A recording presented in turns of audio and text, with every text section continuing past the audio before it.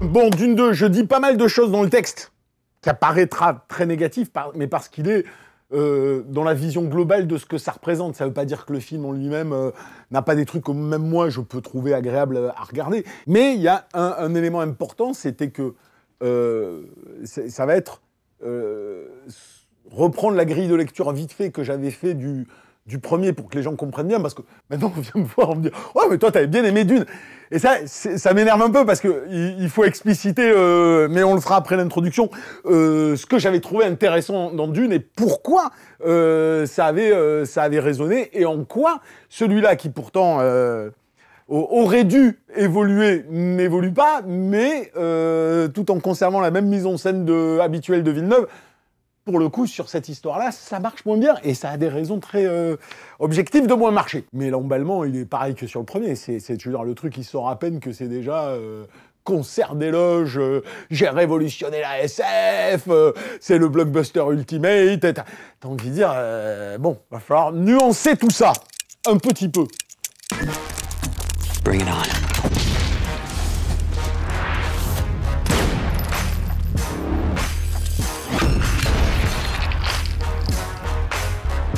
Don't fuck with me. Salut, c'est Yannick Dan, et aujourd'hui il était inévitable, voire prophétique, c'est le cas de le dire, que je m'attelle à la seconde partie de ce que je pensais être un diptyque inspiré du Dune de Frank Herbert, mais qui n'en sera peut-être pas un, vu que de récentes rumeurs augurent d'un possible troisième épisode, dont acte. Inévitable en tout cas, parce qu'à la fin de ma chronique, que j'espérais nuancer sur le premier opus, restait en suspens la façon dont Villeneuve, après avoir dépeint une vision concentrationnaire du monde aristocratique précédant la chute des Atréides, allait traiter celui des Fremen, tant dans leur rapport éminemment plus organique à leur environnement qu'à l'aune de leur spiritualité toute messianique. Pour mémoire, mon intérêt principal pour le premier Dune, et j'expliquerai... Ah, je recommence. Pour mémoire, mon intérêt... Oula, là j'ai fait un pour mémoire trop villeneuve-esque. Je le refais normal. Pour mémoire. Pour mémoire. Pour mémoire. Bon. Pour mémoire, mon intérêt pour le premier Dune tenait dans la coïncidence, peut-être volontaire, mais j'en doute, entre le cinéma d'un Villeneuve fidèle à lui-même et le monde séquestré dans lequel nous glissions à l'époque.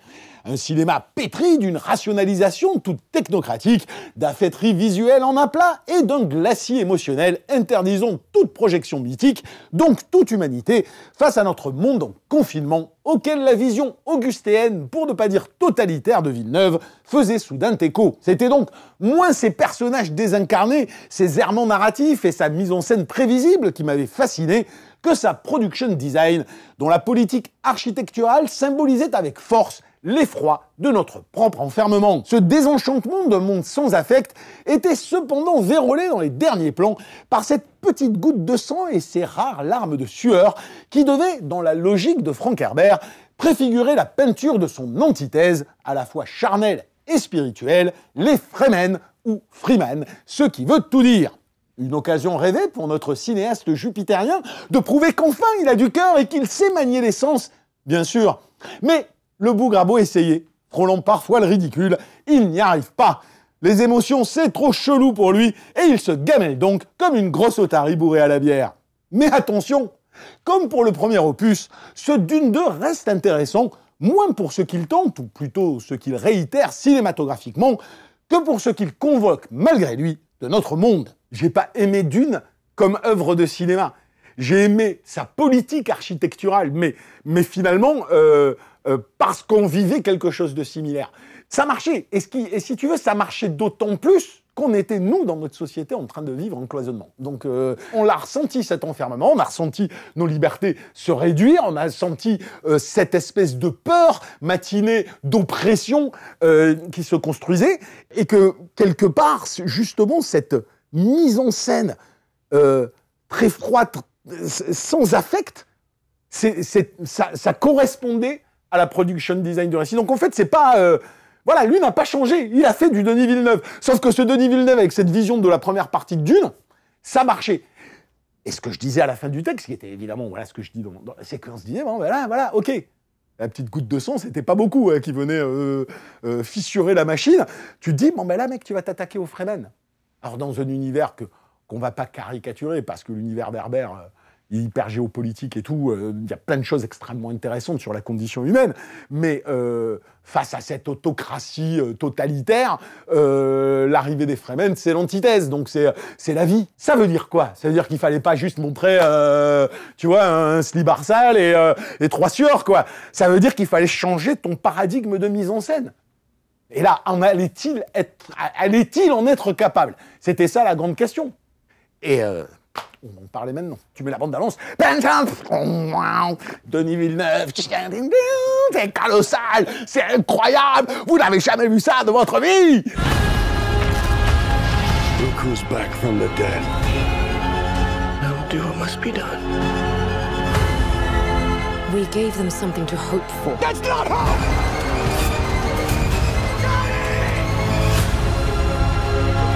I will love you as long as I breathe.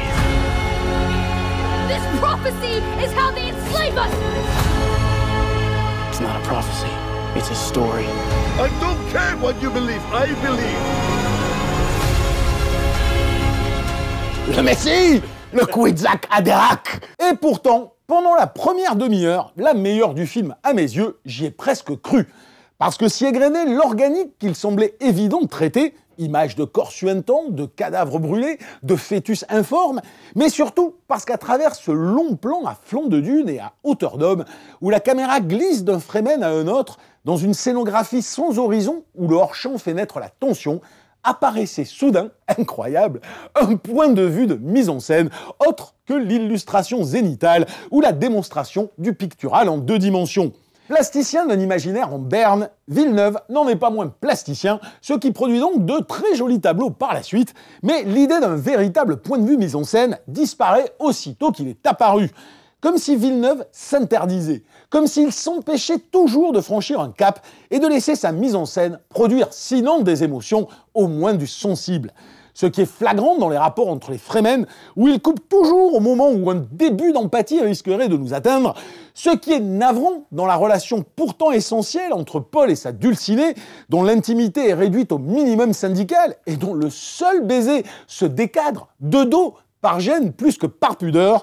Ce qui est évident surtout dans ce qui se voudrait spectacle, où le préliminaire cérébral à l'action est plus important que la jouissance du passage à l'acte, vite remis à distance en plan large, faussement responsable, pour que surtout on ne bande pas d'une violence chorégraphiée. Tout y est drivé par un empêchement des sens qui se drape de morale, dont la boussole est hélas prévisible. Un empêchement qui sied à merveille, forcément, aux scènes arides des castratrices Bene Gesserit, mais qui s'oublie, comme par hasard, lorsqu'on se déchaîne de façon grotesque sur les Harkonnen, à grands coups de jeu de cirque en noir et blanc, façon Leni Riefenstahl. Si cette outrance des procédés, qui traduit un cinéma de l'image mondialisée, puritaine et sans âme, faisait sens dans le premier opus, elle est évidemment inadéquate pour servir les Fremen, dont la dimension spirituelle s'oppose frontalement à sa rationalité intrinsèque. Ce qui nous amène à un scénario qui, s'il respecte vaguement les grandes lignes du livre, met un point d'honneur à empêcher la foi et la fabrication des mythes qu'elle présuppose. Une foi constitutive de l'humanité, pensée comme un ancrage dans l'environnement, qui n'était pas illusoire chez Herbert, mais dont il embrassait la ferveur mystique avant de sonder les opportunités politiques qu'elle représente. Je fais pause parce que ça, c'est quand même un des éléments super importants. Alors, ça aura plus de sens encore derrière, mais là, t'es censé être dans la vie. Et le mec, il ne sait pas faire, mais ça se voit, c'est flagrant. C'est-à-dire que, déjà, l'histoire d'amour, quand bien même il a décidé d'y créer un conflit sur la religion entre la nana et lui, enfin, une différence d'appréciation, il ne sait pas amener ce rapprochement. Il le fait soit de manière complètement infantile, avec des jeux de regard complètement neuneux, soit... voilà, t'as le truc que tu vois dans la bande-annonce où ils sont sur la dune, ils parlent de sa planète, puis tout ça, ça finit en un petit baiser prude et tout ce que tu veux. Avec les Fremen, dès qu'il commence à y avoir quelque chose qui pourrait être intéressant, de profondément amical, tout ce que tu veux, c'est... Déjà, il le met à distance avec un jeu de moquerie, et puis après, il arrête la scène. Alors qu'il va évidemment mettre plus en valeur la mère, qui est intéressante, mais qui correspond à sa psyché un petit peu psychorigide, et les Harkonnen, qui méritaient pas, à certains moments, autant d'égards, vu la façon caricaturale dont il est peint, mais il s'y intéresse parce que, justement, ce sont des univers profondément sans affect, profondément sans humanité, et dès qu'il y a de l'humanité, il sait pas le gérer. C'est un truc de dingue. Donc, quand je parle de cet empêchement, il est dans l'émotionnel, mais à tout niveau émotionnel. Donc tu as le côté, encore une fois, cérébral, stratégique, on va faire ça, papam, le mec il se positionne. Et là, c'est pas trop mal ce qu'il fait, tu vois, c'est plutôt chouette à regarder. Et c'est ce que j'espérais, parce que quand je te parle de cette première scène, où vraiment c'est le début du film, où la première fois que tu vois Paul Atreides, t'es une caméra penchée sur un flanc de dune, tu le vois, puis la caméra cadre un mec comme ça, puis elle cadre un mec comme ça, tout ça. Et puis au bout d'un moment, t'as une bascule où tu te rends compte qu'en fait, il y a d'autres Fremen, et c'était ce point de vue-là que tu regardes. C'est intéressant. Tout d'un coup, j'étais là, on sait pas ce qu'il y a derrière la nuit, on la voit pas, tu vois. Bon. Et en fait, sur ça, il est pas mauvais, le mec. Mais c'est un préliminaire. Ça amène quelque chose. Et derrière, c'est non. Alors, c'est quoi? Ça va être le beau travelling à distance avec le mec qui marche et des explosions derrière. Et ça va être toujours tout d'un coup le plan large. Et puis, il n'y a plus... Voilà, dès que la scène d'action arrive, il n'y a pas d'énergie, il n'y a pas de souffle, c'est désincarné, tu regardes ça à distance, tu t'en fous. Donc... pour quelqu'un qui veut peindre Dune, qui quand même te parle de guerre, quand même, je veux dire aussi de guerre, de barbarie, c'est quand même hallucinant. Tu sais, cette fausse pudeur. Parce que pour moi, et je l'explique plus tard dans le texte, on y reviendra, c'est un problème de perception morale de soi-même. Plus que de pudeur. Je continue. Or, Villeneuve choisit dès le départ de peindre la mystique, mais avec un empêchement de la foi par ses personnages principaux qui ne cessent de mettre en doute les croyances. Comme Villeneuve sans doute, il n'y croit pas, ce qui, là encore, enterre immédiatement toute possibilité de jouissance liée au parcours mythologique de Paul Atreides.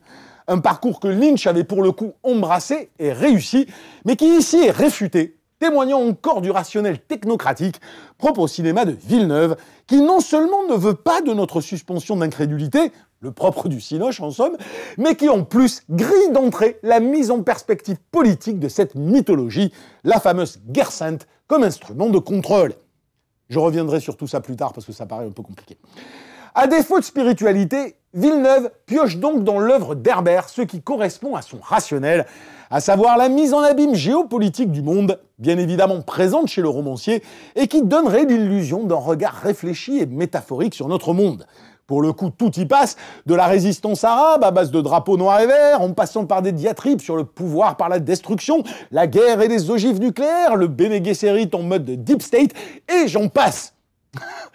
Un miroir de notre monde, intéressant certes, mais qu'on doit davantage à Frank Herbert qu'à Villeneuve, et qui ne passe finalement que par les dialogues, ce qui est un comble pour un réalisateur qui affirme ne s'intéresser qu'au sens des images. Sans le contrepoids d'une croyance spirituelle, manipulée, nous dit Herbert, mais effective, que Villeneuve n'assume pas à l'image, il n'y a plus la peinture fascinante d'une condition humaine tiraillée, seulement la planification froide de son autodestruction. Le seul moment où il l'embrasse, cette mystique, c'est quand il te fait un plan, une vision qu'a Paul Atreides, d'un personnage autour de... Mais c'est une vision d'apocalypse, c'est une vision de souffrance ultime. Il n'y a jamais un élément positif à la foi, à la croyance, qui est pourtant consubstantielle à l'être humain aussi. Elle est une des raisons qui fédère les civilisations. Elle est une des choses qui donne un espoir aussi illusoire et utopiste soit-il par rapport à la cruauté du réel. C'est ça qui fait aussi avancer les hommes. Et quand je parle de foi, ça ne veut pas dire une religion, hein, que les gens ne se mélangent pas. Je parle de spiritualité, je parle de croyance, quelle que soit la croyance, quelle qu'elle soit. Ça peut être la croyance dans l'univers, ça, tu vois, ça peut être une croyance animiste, ça peut être... Peu importe, mais c'est fondamental dans l'œuvre d'Herbert. C'est fondamental.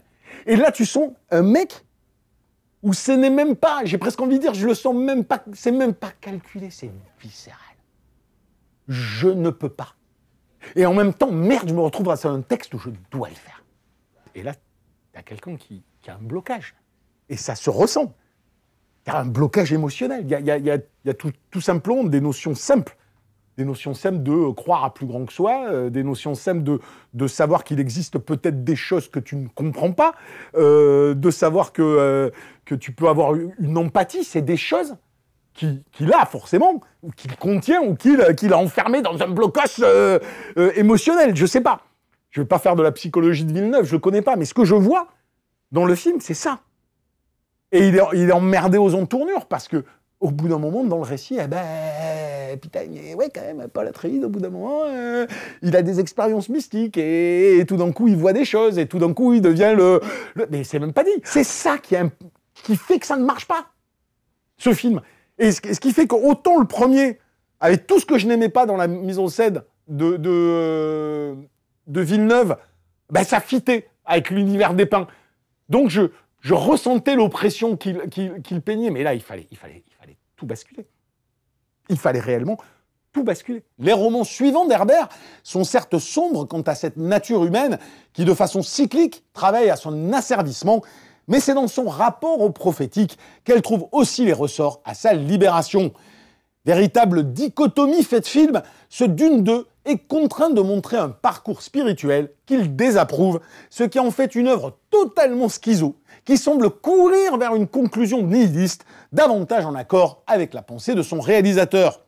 En cela, la vision de Villeneuve que l'on pouvait trouver d'une terrible actualité dans le premier opus ne s'avère pas symbolique des dérives technocratiques du monde, et encore moins réquisitoire, qui appellerait au sursaut ce que Villeneuve ose pourtant affirmer. Sa mise en scène le trahit, sans chair, sans âme, sans émotion, elle est purement technocratique. Un des principes du bouquin de Herbert,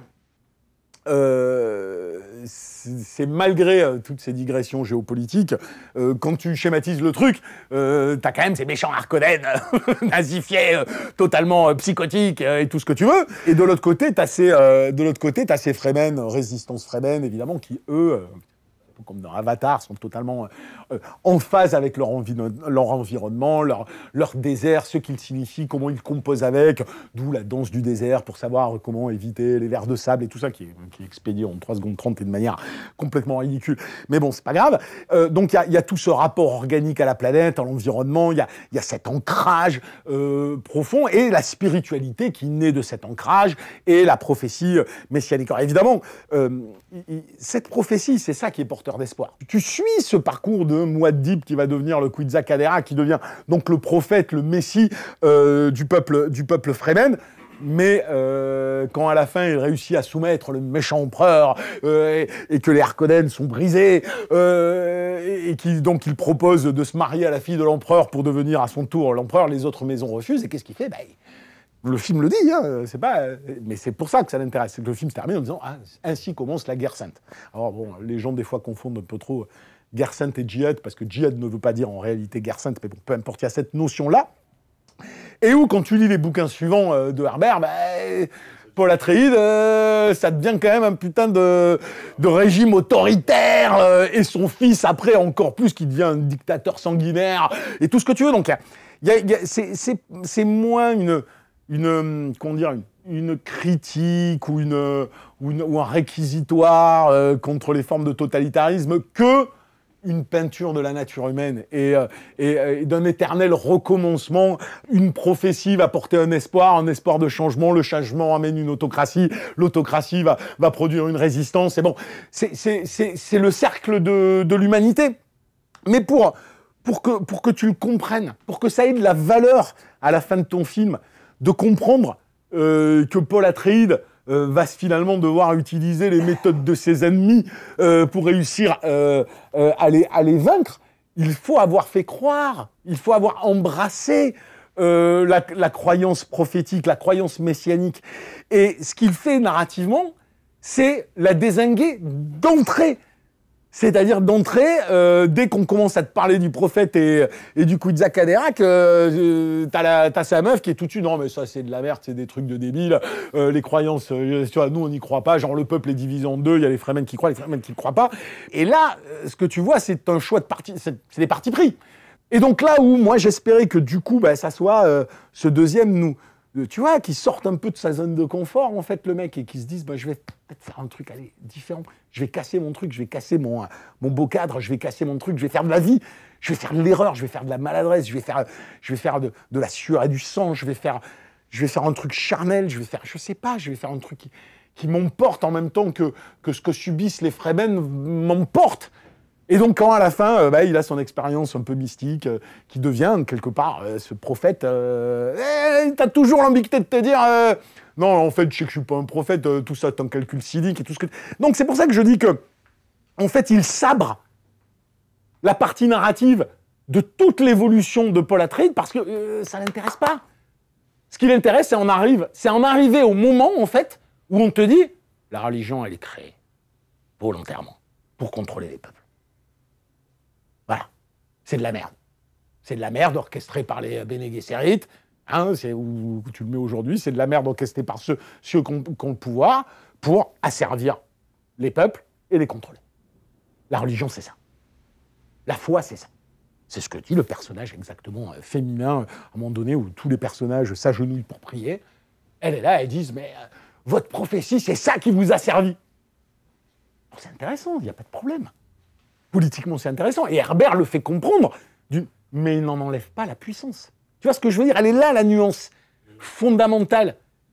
C'est qu'il te dit, la foi, la mystique, c'est ce qui nous permet de nous élever, de nous libérer, de nous quelque part, de nous battre pour notre liberté, entre guillemets, pour quelque chose que l'on souhaite être meilleur. Mais derrière, elle est instrumentalisée. Et elle peut être politiquement instrumentalisée pour soumettre des peuples. Et effectivement, évidemment, c'est juste un livre qui avait une intelligence sur la condition humaine, mais avec la condition humaine sous toutes ses facettes. Sous toutes ses facettes. Avec l'horreur de son cynisme et la beauté de sa foi. Et c'est ça qu'il n'arrive pas à faire. Aujourd'hui, le monde technocratique qui s'est construit nous demande de croire à des choses qui sont tout sauf spirituelles. Et donc c'est pour ça que je ne le blâme même pas, dans le sens où je pense qu'autant il était probablement le robot parfait pour faire le premier Dune, autant il n'est pas l'humain qu'il fallait pour le deuxième. Donc, quand moi, des gens me disent c'est bouleversant, c'est tout ce que tu veux, je ne sais pas où ils le voient, qui m'expliquent. Hein, moi, je suis prêt à toutes les grilles de lecture. Hein, mais j'avoue qu'il faut me le montrer, l'endroit où c'est bouleversant, parce que je ne le vois pas. Je ne le vois vraiment pas.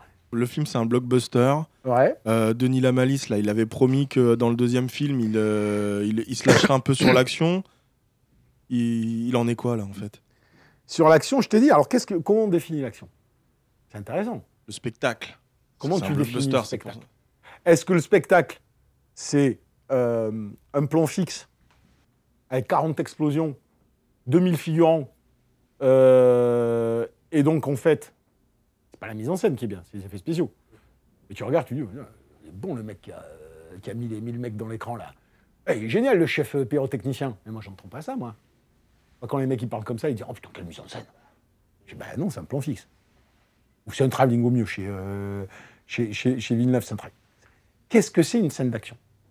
C'est des corps en mouvement, une scène d'action. Déjà, c'est des corps. C'est donc une scénographie. C'est une scénographie conjuguée à un découpage, donc ça produit une mise en scène. Donc c'est un enchaînement de plans, un enchaînement de cadres, de focales différentes qui produisent une information et qui produisent du sens et qui produisent de l'énergie et un souffle. Et une scène d'action véritablement réussie est une scène d'action qui, en plus, monte en crescendo. Donc il y a une rythmique. C'est musical. Oh, incroyable, la musique. C'est de l'émotion. Est-ce que notre ami Villeneuve est capable de comprendre la musique? Puis bah t'écoutes. Pourquoi il choisit Hans Zimmer d'après toi?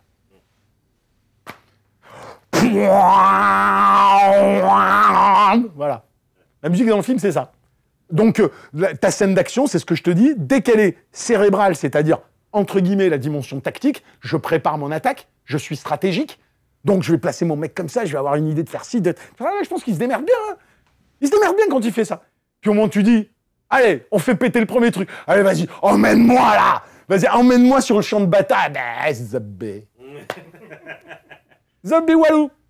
Quand je vois des mecs dire c'est le Seigneur des Anneaux du film de SF, je suis là, non mais rematez-vous les scènes de bataille du Seigneur des Anneaux. Il y a un souffle épique. Un souffle. Je trouve ça super. Les mecs qui kiffent, parce qu'on peut kiffer cet espace de contemplatif à distance, mais on le prend pour ce qu'il est.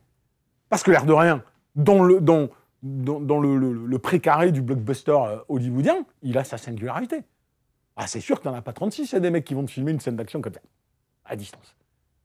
Et où c'est pas l'énergie qui l'intéresse, c'est pas la violence qui l'intéresse, c'est pas l'action qui l'intéresse, c'est comment il va pouvoir transformer ça en espèce de tableau, alors qu'ils voudraient des fois avoir du sens, même s'ils en ont pas. Mais on peut kiffer ça, il y a zéro problème. Mais on vient pas me dire... C'est intense parce que non, putain, non, c'est pas intense. Au début du film, après le plan que je trouvais intéressant, t'as des Harkonnen en fait qui débarquent et ils ont des espèces de costumes assez ridicules en noir avec des tubes et tout là. Et les Fremen ils vont se planquer dans un rocher et les mecs ils se disent, ils sentent que les vers vont arriver. Et alors ils s'avancent doucement et puis tout d'un coup ils décollent. Alors, en fait, sans beaucoup de bruit, tu te rends compte qu'ils ont des trucs qui leur permettent de voler. Ce qui pourrait être potentiellement super ridicule. Mais que pour le coup, cette espèce de mise en scène très éthérée, très lointaine, je prends mon temps, je suis silencieux, tu dis oui, ça produit quelque chose qui finalement est son univers à lui. Je le respecte parfaitement et je peux comprendre qu'on kiffe ça. Sauf qu'après, quand ça se tape, moi je veux que ça se tape. Je veux que ça se tape. Je veux pas juste des 3 coups de couteau, 3 chorégraphies de merde que j'ai déjà vues 20 fois. Tu vois, ils sont tout pétés les verres dans le Lynch, d'accord mais putain, à la fin, rien que l'idée de je chevauche le verre, qui a une tête qui remonte comme ça au-dessus, ils sont 15, l'idée, elle est fondarde. Et moi, qui regardais le film, comme ça, j'étais délirant. Bon, là, tes verres, ils sont à ras du sol. Donc, ils avancent à ras du sol. Donc, c'est comme s'ils étaient sur un tapis roulant. Ils font comme ça. Et il y a des mecs qui trouvent ça génial. Et j'ai dit, OK, donc on a juste plus la même vision des choses, plus la même vision du monde. Le film est d'une monochromie terrifiante. Pour moi, c'est ça quand je te parle d'imaginaire en berne ou de tout rationaliser, c'est tout ramener à la fonctionnalité. Et la fonctionnalité technocratique. C'est en fait plus encore de s'entendre sur qu'est-ce que c'est l'action, qu'est-ce que c'est le cinéma, c'est plutôt déjà se dire qu'est-ce que c'est la vie, ça dépend de ta façon dont tu vois la vie, mec. Moi, je vois la vie d'une façon qui est totalement incompatible avec celle de Denis Villeneuve. Donc moi, je m'emmerde quand je regarde ça, je m'ennuie profondément. Ça me manque de tout ce qui fait le sel de la vie. Voilà, bon, c'est terminé, on est parti un peu dans tous les sens sur Dune 2, mais parce que bon, en même temps, je l'ai vu hier en projo qu'une fois, j'ai essayé de synthétiser. C'est jamais évident de bien nuancer sur certaines choses, mais bon, voilà, j'espère que vous avez vu, vous avez compris ce que j'ai voulu dire. Après, de toute façon, vous allez le voir, vous allez kiffer, vous n'allez pas kiffer, c'est comme ça, c'est la life. Justement, c'est ça qui est bien. Et je vous dis donc à la prochaine fois, parce que je n'ai aucune idée, encore une fois, de ce qu'on va faire. Est-ce qu'on en a parlé, ne serait-ce qu'au moins une seconde? Non. Alain, que dalle, on est vraiment des blaireaux. Ouais. Niveau organisation, c'est zéro. Ouais. On va sortir c'est Silent zéro. Night, c'est tout. Voilà. Bon, allez, à la prochaine. Ciao.